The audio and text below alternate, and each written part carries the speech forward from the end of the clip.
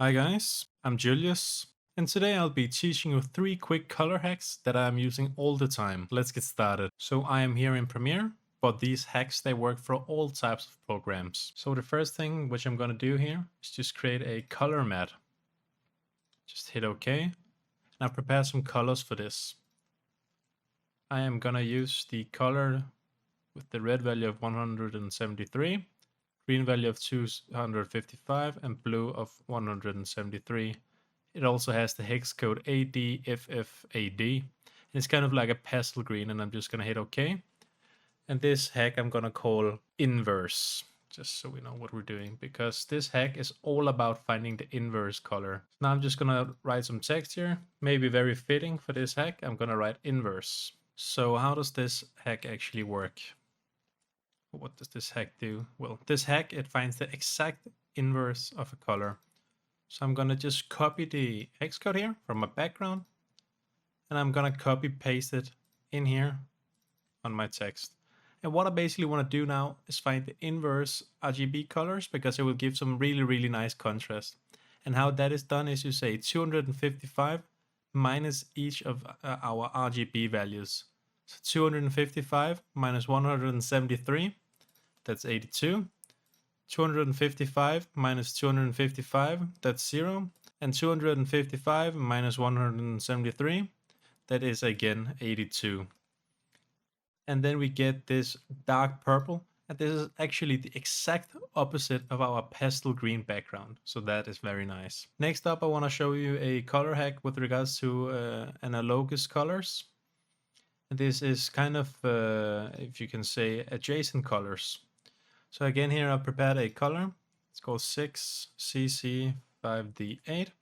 And it's kind of like this light blue, almost pastel blue pink-ish color here. And I'm just gonna write out Analogous, like so, and just drag this into our timeline.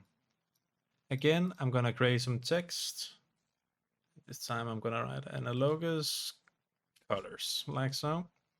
And let's just very quickly just center it like so. Maybe scale it up a bit. Like so. I think that should be fine.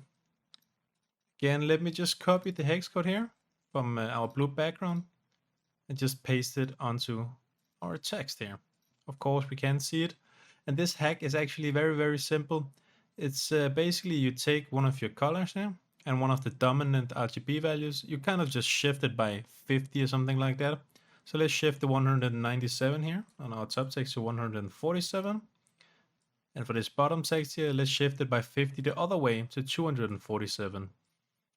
And this kind of brings some harmony to the colors, because these are like adjacent colors in the color wheel, if that makes sense.